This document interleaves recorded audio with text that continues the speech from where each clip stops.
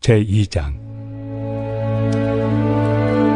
형제들아, 우리가 너희 가운데 들어간 것이 헛되지 않은 줄을 너희가 친히 아나니, 너희가 아는 바와 같이 우리가 먼저 빌립보에서 고난과 능욕을 당하였으나 우리 하나님을 힘입어 많은 싸움 중에 하나님의 복음을 너희에게 전하였노라. 우리의 권면은 간사함이나 부정에서 난 것이 아니요 속임수로 하는 것도 아니라 오직 하나님께 옳게 여기심을 입어 복음을 위탁받았으니, 우리가 이와 같이 말함은 사람을 기쁘게 하려 함이 아니요 오직 우리 마음을 감찰하시는 하나님을 기쁘시게 하려 함이라. 너희도 알거니와 우리가 아무 때에도 아첨하는 말이나 탐심의 탈을 쓰지 아니한 것을 하나님이 증언하시느니라. 또한 우리는 너희에게서든지 다른 이에게서든지 사람에게서는 영광을 구하지 아니하였노라. 우리는 그리스도의 사도로서 마땅히 권위를 주장할 수 있으나 도리어 너희 가운데서 유순한 자가 되어 유모가 자기 자녀를 기름과 같이 하였으니, 우리가 이같이 너희를 사모하여 하나님의 복음뿐 아니라 우리의 목숨까지도 너희에게 주기를 기뻐함은 너희가 우리의 사랑하는 자 됨이라. 형제들아, 우리의 수고와 애쓴 것을 너희가 기억하리니 너희 아무에게도 폐를 끼치지 아니하려고 밤낮으로 일하면서 너희에게 하나님의 복음을 전하였노라. 우리가 너희 믿는 자들을 향하여 어떻게 거룩하고 옳고 흠없이 행하였는지에 대하여 너희가 증인이요 하나님도 그러하시도다. 너희도 아는 바와 같이 우리가 너희 각 사람에게 아버지가 자기 자녀에게 하듯 권면하고 위로하고 경계하노니, 이는 너희를 부르사 자기 나라와 영광에 이르게 하시는 하나님께 합당히 행하게 하려 함이라.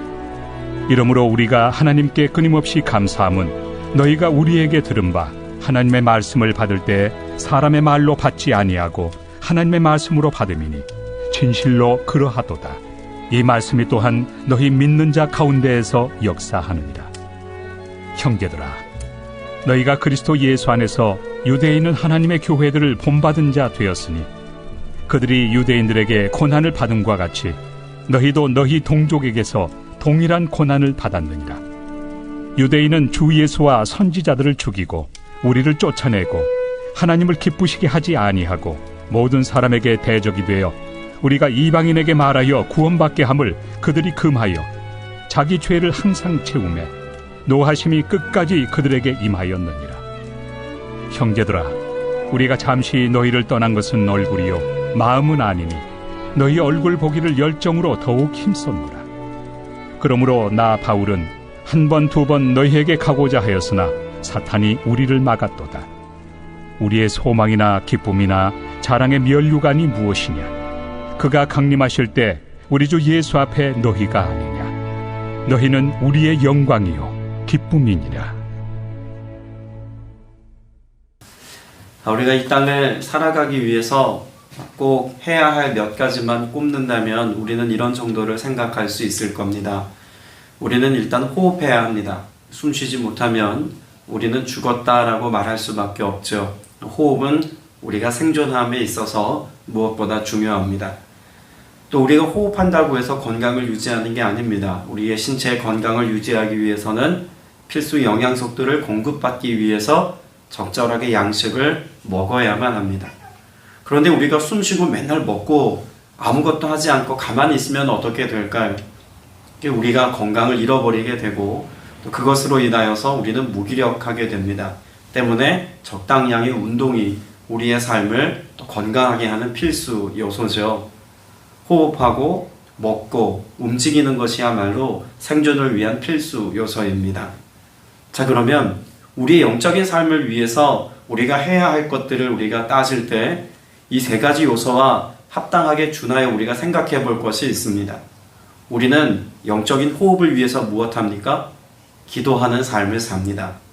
숨 쉬는 것과 같이 우리는 매일같이 하나님 앞에서 믿음의 교제와 교통함을 이루기 위한 기도의 삶을 중단하지 않은 채 살아야 합니다. 더불어 우리는 몸의 건강을 위해서 먹는 것처럼 무엇을 공급받아야 합니까? 말씀을 먹어야 합니다. 영의 양식으로 우리의 삶을 채워서 그 하나님의 말씀이 우리의 삶을 또 역동하게 하고 우리의 영적인 삶의 균형을 갖출 수 있도록 하나님의 말씀을 골고루 먹어야 합니다. 구약도 먹고 신약도 먹고 좀 읽기 싫은 본문의 말씀도 정말 하나님의 인도하심을 구하며 말씀을 읽고 그것을 내 삶에 적용할 수 있어야 우리 영적인 삶이 건강해집니다. 그리고 마지막으로 우리의 영적인 삶이 운동하는 것처럼 움직이기 위해서 우리는 무엇해야 합니까? 전도해야 합니다. 그런데 우리는 앞서 기도하는 삶, 말씀을 읽고 그것을 묵상하고 그 은혜를 누리는 삶을 살아가는 것에 있어서는 동의가 될 뿐만 아니라 나름대로 각자 삶의 자리에서 잘 실천한다 말할 수 있을 겁니다. 그런데 우리의 삶의 지경에서 믿음의 여정을 걷는 동안 잘 하기 어렵거나 하지 못하는 영역이 있다면 무엇일까요? 전도입니다. 한국 교회는 그런 점에서 비만해졌습니다. 움직이지 않는 교회가 되어져 버렸습니다. 우리의 배만 불리는 교회가 되었습니다. 전도와 선교가 우리의 삶에 허울 좋은 슬로건이 되어진다면, 그래서 해야 되는데 라고만 이야기하면 여러분 우리의 삶의 건강함을 유지할 수가 없는 것입니다. 성도가, 교회가 영적인 건전성을 가지고 하나님의 선하신 뜻을 이루기 위한 믿음의 선한 사역을 잘 감당하기 위해서는 말씀과 기도와 더불어 전도하는 사역을 중단하지 않아야 합니다. 현실적으로 우리의 삶에 전도하기 어렵습니다, 선교가 어렵습니다 라고 말할 수 있는 분들도 분명히 있을 겁니다. 그러나 여러분, 이것은 우리의 삶에 마음이 없기 때문이 아닐까라는 생각을 종종 해봅니다. 재정이 없어도 전도하고 선교할 수 있습니다. 무엇이 있으면요? 사랑이 있으면 할 수 있습니다. 내가 조금 덜 먹고 덜 쓰고 덜 가져가면 우린 기꺼이 선교하고 전도할 수 있습니다. 건강을 잃었어도 우리의 삶에 할 수 있는 것들로 복음을 전할 수 있습니다. 나를 간병하기 위해서 찾아와준 사람에게 복음을 말할 수 있고, 내게 도움 주기 위해서 찾아온 누군가에게 예수님의 사랑의 말씀을 나눌 수 있습니다. 중요한 것은 내 삶에, 내 중심에, 내 마음에 복음에 대한 예수 그리스도를 전하고자 하는 그 마음의 중심이 내게 있는가, 이것을 우리가 점검하는 게 중요하지 않겠습니까? 예수님이 이 땅 가운데 오신 목적에 관하여서 구체적으로 말씀한 몇몇 구절이 있습니다. 그 중에 우리가 잘 알고 있는 말씀 중에 하나가 마가복음 말씀입니다.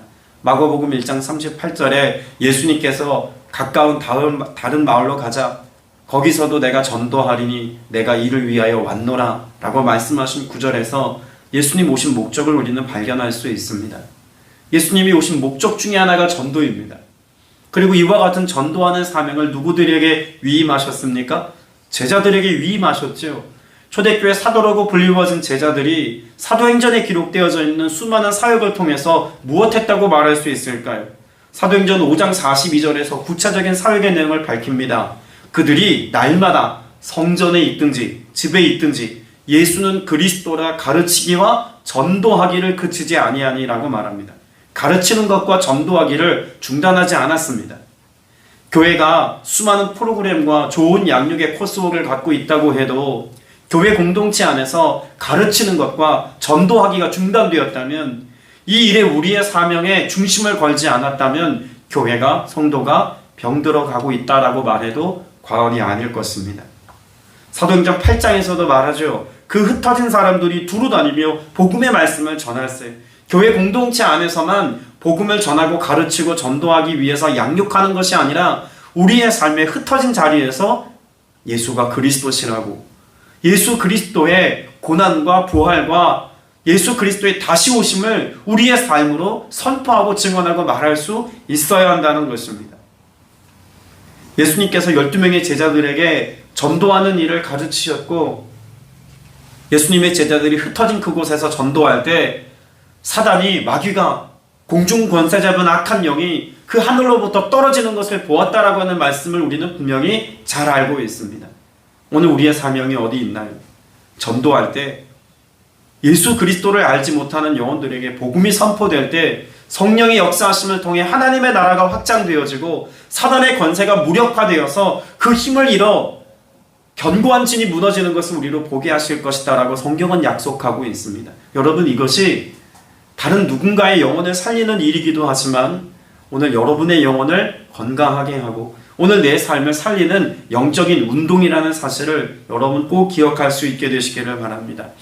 우리가 전도하고 선교하고 복음을 전하고 예수 그리스도의 사랑이 흐르는 사역을 감당할 때 내 안에 누가 역사하십니까? 성령께서 역사하시겠다고 말씀합니다. 고린도 전서 2장 4절 말씀에 보면 내 말과 내 전도함이 설득력 있는 지혜의 말로 하지 아니하고 다만 성령의 나타나심과 능력으로 하여라고 말합니다.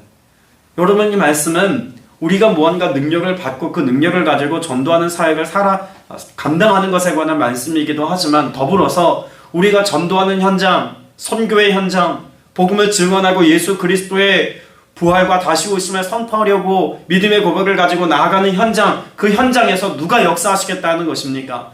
내 안에 계신 성령께서 이 일을 감당할 수 있도록 역사하시겠다는 것입니다.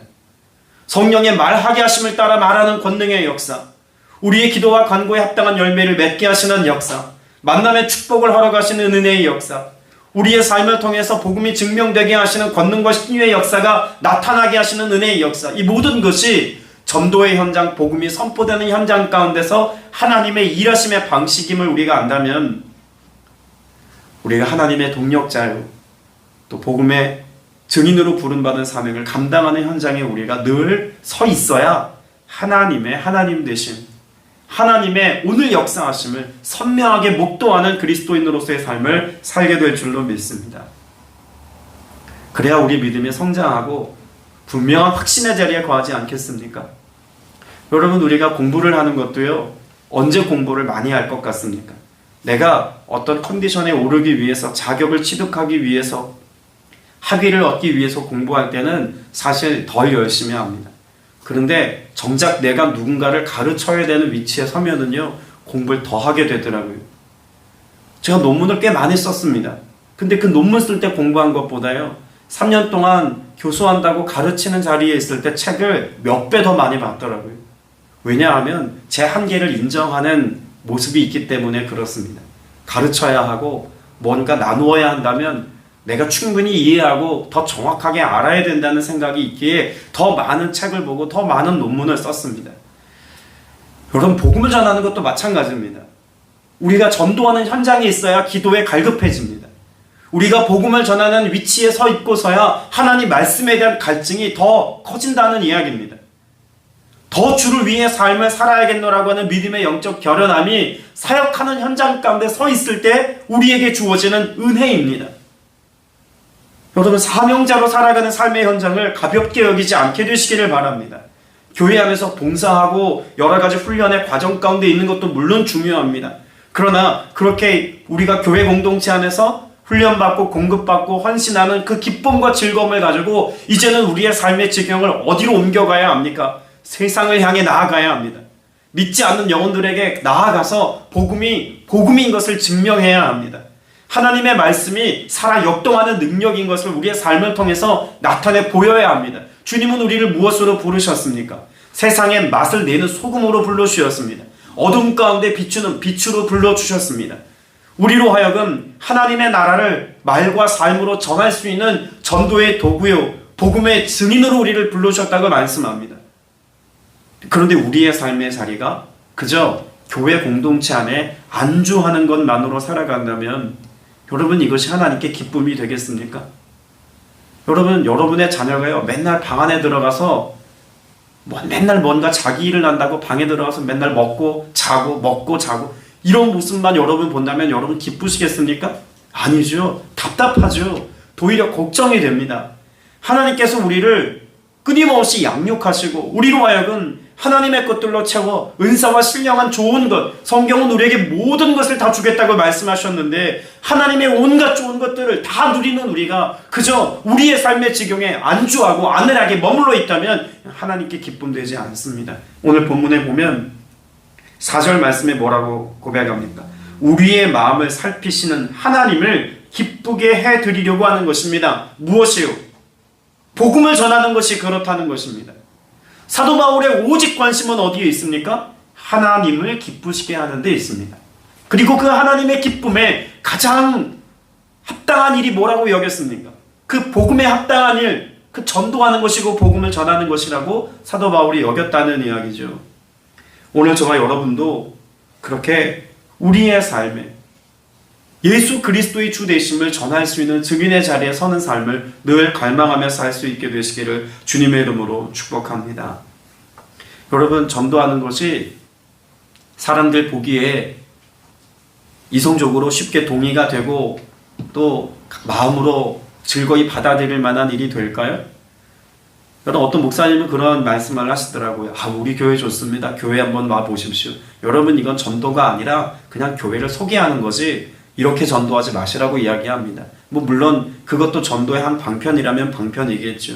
그러나 우리가 입술을 벌려서 말해야 되는 것은 우리 교회가 얼마나 좋은지, 우리 교회 안에 얼마나 좋은 프로그램이 있는지, 이건 우리가 쉽게 선택할 수 있는 방편이지 진정한 의미의 복음 증거가 아니라는 겁니다.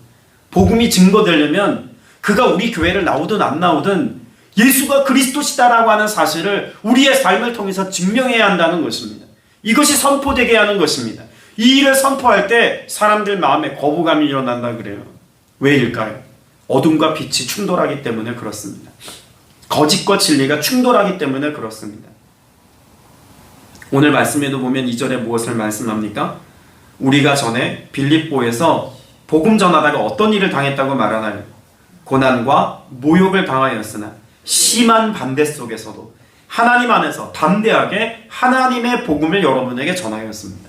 복음 전하는 일이 결코 쉽지 않습니다. 심한 반대가 있습니다. 고난도 당하고 모욕도 당합니다. 여러분, 복음 증인으로 우리가 살아간다는 것은 바로 이와 같은 모든 상황에 대한 수용과 겸허한 받아들임이 있을 때 가능한 일일 수도 있을 겁니다. 그런데 우리는 사실 이런 인격적으로 모멸감을 당할 그런 자리에 서는 것을 부끄러워합니다. 수치스럽게 생각하기도 합니다.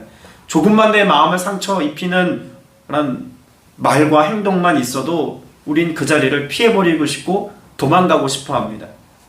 요즘은 그런 일이 잘 없습니다만 예전에는 실제로 가정을 찾아가서 문에 초인종을 누르고 복음을 전하는 일들이 많지 않았습니까?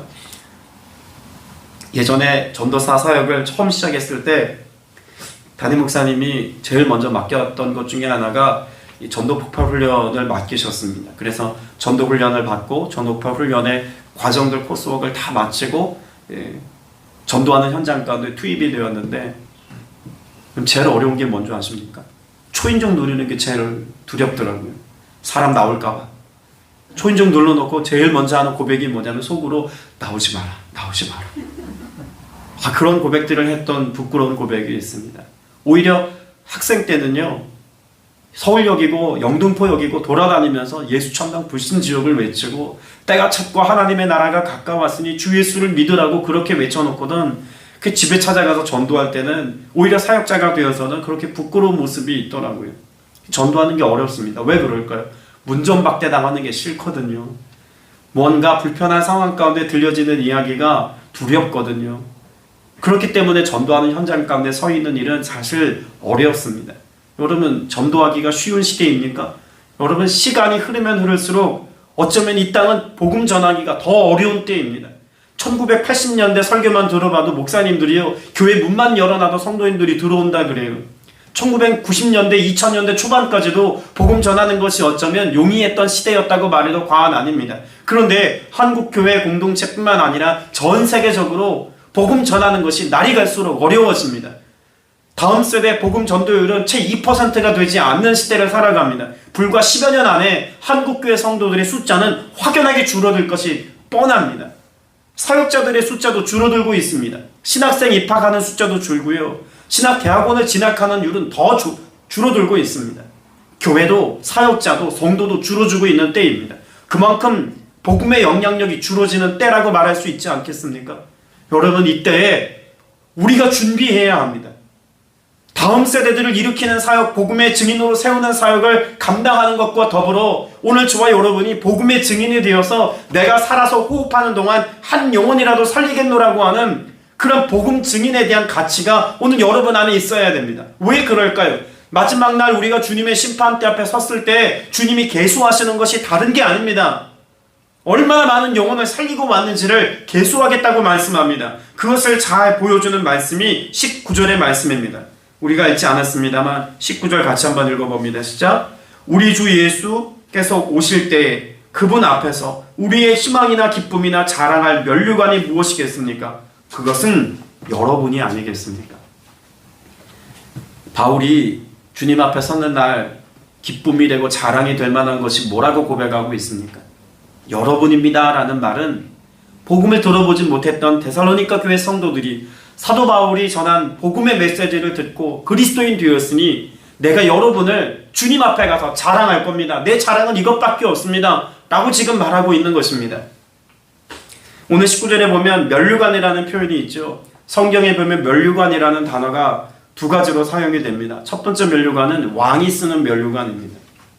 두 번째 면류관은 올림픽 경기에서 금메달 목에 거는 것처럼 우승자들에게 주어지는 면류관입니다. 그러면 오늘 사도 바울이 자랑할 면류관이라고 말할 때 면류관은 어떤 면류관을 말할까요? 승자들이 쓰는, 우승한 사람이 쓰는 면류관입니다. 주님은 우리의 신앙생활을 경주에 비유하여 가르쳐주고 있는 것 아니겠습니까? 우리는 믿음의 경주를 합니다. 믿음의 선한 싸움을 싸우듯 경주하고 있는 겁니다. 그저 달려가기만 하는 것이 우리의 목적이 아니라 그 믿음의 경주에서 무엇해야 합니까? 잃어버린 영혼들을 건져내는 사명, 죽어가는 영혼들을 살리는 사명, 이것을 감당하는 것이 경주하는 우리의 미션입니다. 그런데 그저 교회 나와서 예배드리는 것 정도로도 우리의 삶의 최선입니다 라고 말한다면 열심히 달리기는 하겠죠. 그러나 주님 앞에 갔을 때 주님이 우리에게 무언가 영적인 성적표를 요구하신다면 여러분, 우리가 주님 앞에 무엇을 내비칠 수 있겠습니까? 얼마나 많은 영혼을 살리고 왔는지, 얼마나 많은 지체들에게 복음을 선포하고 외치는 삶을 살고 왔는지, 주님의 기쁨 되어지는 것은 다름 아니라 여기에 있다고 가르쳐주고 있습니다. 우리의 삶의 목적이 어디 있습니까? 하나님을 기쁘시게 하는 데 있습니다. 그렇다면 오늘 이 하루, 오늘 여러분의 입술을 통해서 복음이 전해지게 해야 합니다. 예수 그리스도의 사랑이 흐르게 해야 합니다. 어떤 사랑입니까? 오늘 본문에 보니까 7절 말씀에 마치 어머니가 자기 자녀를 돌보듯이 라고 말합니다. 여러분, 어머니가 자기 자녀를 돌보듯이 라고 하는 표현과 맞물리는 것이 어떤 말씀이냐면 8절 제일 후반부에 여러분이 우리에게 사랑을 받는 사람이 되었기 때문입니다 라고 말합니다.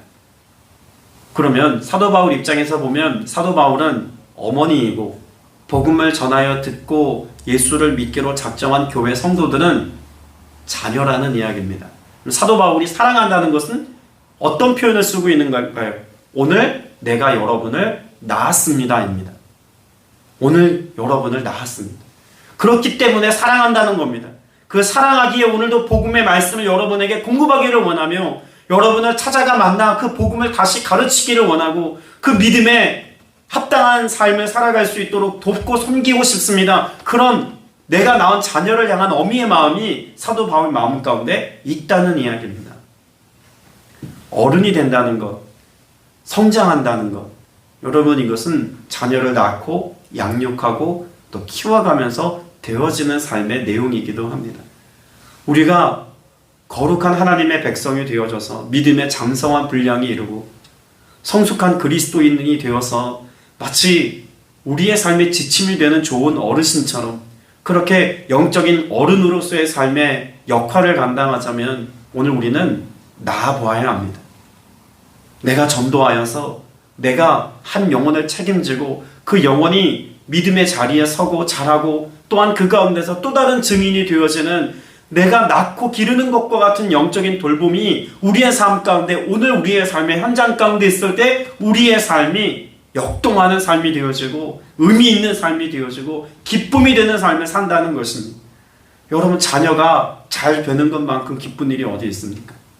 우리가 오늘을 살면서 내 자녀가 건강하게 자라고 그리고 꿈을 성취해가고 의미 있는 삶을 살아내는 것, 여러분 이것을 보는 기쁨이 크지 않습니까?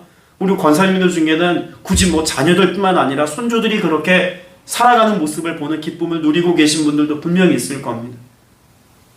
여러분, 우리는 더 많은 자녀를 낳아야 합니다. 정말 많은 자녀들을 낳기를 하나님 원하십니다. 무엇을 위해서요?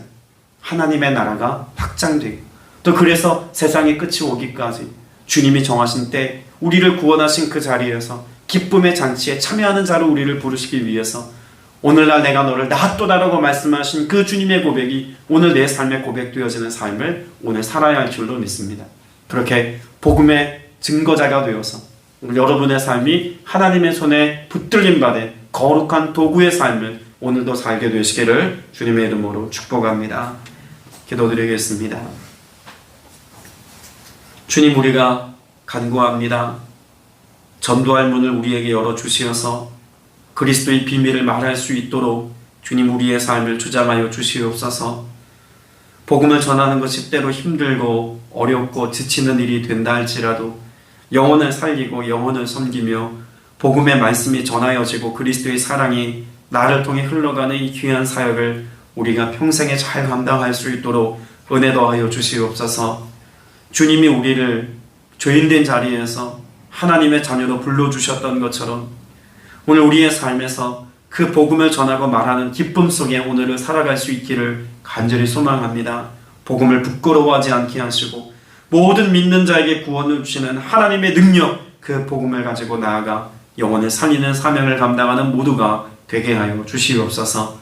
오늘 이 하루의 삶을 그렇게 이끌어 가시고 우리 남은 모든 시간과 삶을 그렇게 주장해 주실 것을 믿사오며 살아계신 우리 구주 예수 그리스도 이름으로 간절히 기도드렸사옵나이다. 아멘.